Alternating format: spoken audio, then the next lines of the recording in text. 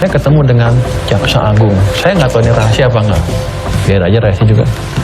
Dia tanya sama saya, Pak, gimana kalau orang pajak atau bea cukai terlibat masalah hukum? Apa tuh? Diselewengkan, kayak gini, mencuri, segala macam. Boleh nggak dihukum? Saya kan bingung pertanyaan, maksud Bapak apa? Tapi kalau dia nggak salah diganggu orang, saya lindungi habis-habisan, nggak ada urusan. Tapi kalau dia mencuri, terima uang dan ini terus minta perlindungan, nggak ada itu. Tanyanya gimana? Berani Pak, berani Pak, terus sampai pintu. Cuma itu tanya, berani kamu, berani, untuk keluar pintu. Jadi memang saya harus berani, kalau nggak berani ya mencederai janji saya ke presiden kamu. Iya. Jadi saya cuma baik, Senang apa sekali. kabar? Man of the moment katanya, dijuluki Menteri Koboi. Nggak apa-apa Koboi, asal tembakannya itu tepat sasaran ya Pak ya. Saya juga Penjamin simpanan. Waktu itu Ibu Desi nggak yakin dengan jurus ekonomi saya. Dia agak skeptis. Gimana caranya katanya. iya. Saya buktikan karena dalam waktu kurang dari 2 bulan ekonomi sudah membalik arahnya, Sudah. naik ke atas. Iya, dan kita harapkan ini Menteri Keuangan yang baru ini dengan gaya yang baru menjadi ya tumpuh harapan dari kita semua ya. Tapi Pak Mbak, itu bukan gaya baru. Gaya ekonomi memang harusnya seperti itu. Emang harus seperti Harus itu. seperti itu. Jadi selama ini 10 tahun kita terakhir ini memang salah ya Pak? Anda sebagai wartawan ekonomi salah mengejar pertanyaan ekonominya sehingga nggak keluar ilmu ekonomi para pengurus ekonomi pada waktu itu. Oke. Orang kan bilang, kamu berani ngambil langkah ini. Ya waktu di mana, di tempatnya presiden, di mana tempatnya di sana tuh, saya lupa namanya, di rumah presiden Prabowo, Hambalang. Saya jarang kesana soalnya jadi nggak ingat.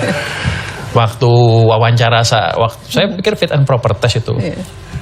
Waktu tanya, oke, kamu jadi ini ya, tapi jangan senang dulu, belum pasti.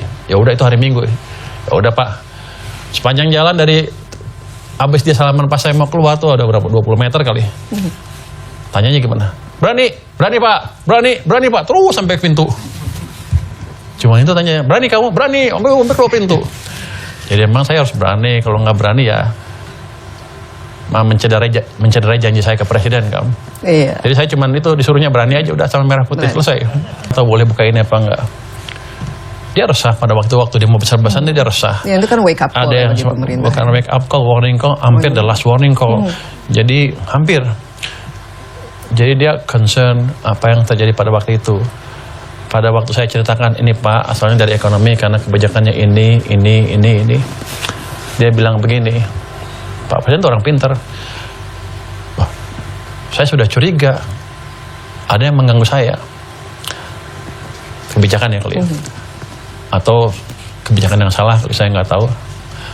Tapi saya baru tahu dari sini ternyata.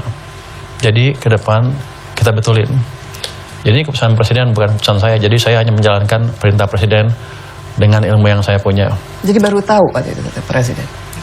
Dia tahu tekanan tapi baru aware dari mana asalnya pada waktu itu. Yang mengganggu itu maksudnya apa Pak Purbaya? Kebijakan ekonomi yang nggak terlalu pas, belanja pemerintah yang lambat, termasuk pemerintah daerah yang ribut-ribut kemarin. Saya ketemu dengan Jaksa Agung. Saya nggak tahu ini rahasia apa nggak. Biar aja rahasia juga. Dia tanya sama saya, Pak, gimana kalau orang pajak atau bea cukai terlibat masalah hukum? Apa tuh? Diselewengkan, kayak gini, mencuri, segala macam. Boleh nggak dihukum? Saya kan bingung pertanyaan, maksud Bapak apa? Boleh nggak dihukum? Ya hukum aja sesuai dengan kesalahan, kan semuanya sama. Di mata hukum kan semuanya sama. Rupanya sebelum-sebelumnya dilindungin. Jadi kalau ada seperti itu, akan ada intervensi dari atas supaya jangan diganggu karena akan mengganggu stabilitas pendapatan nasional. Itulah yang menciptakan bukan moral hazard. Seperti dikasih insentif untuk berbuat dosa. Kan begitu kan? Makanya itu balik lagi kan kita juga bingung di luar ada apa. Ternyata ada treatment seperti itu. Ke depan nggak seperti itu. Petugas pajak banyak yang baik nggak usah takut. Yang miring-miring boleh takut sekarang. Yang miring-miring boleh takut ini. Karena nggak akan saya lindungin. Tapi kalau dia nggak salah diganggu orang, saya lindungin habis-habisan, nggak ada urusan. Tapi kalau dia mencuri, terima uang dan ini terus minta perlindungan, nggak ada itu. Itulah salah satu kelemahan yang saya baru ketahuin 1 bulan yang lalu, 3 minggu yang lalu. Ternyata ada seperti itu ya. Selama ini kemana aja Pak Pur? Ini Saya baru jadi menteri. Saya baru jadi bingung kenapa ada sistem seperti itu. Ya, oleh sebab itu ya korupsi di negara ini susah untuk diberantas Karena dilindungin. Ada ya. Jadi kalau diproses ditutup, Sudah diberhentikan. berakar dan sistematis. Ya karena itu kan edukasinya adalah Anda dipajak dan bea cukai nggak apa-apa, ambil aja, nanti dilindungin. Yang penting Anda sampai target. Menurut Anda betul apa salah seperti itu? Saya tanya Anda sekarang. Salah loh, korupsi Salah ya? dalam bentuk apapun salah. Ya, itu saya juga Pungli dalam bingung. bentuk apapun kan itu salah. Saya bingung apa itu betul atau salah, dan saya ngomong gini, salah nggak? Tapi menurut saya nggak apa-apa.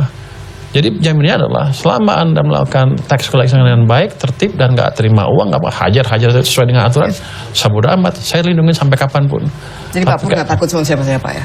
Enggak, kenapa mesti takut? Emang harus takut sama siapa kalau gitu? Enggak, maksudnya kan ya istilahnya ya nggak tahu lah. Jadi panas nih. Gua mesti takut sama siapa?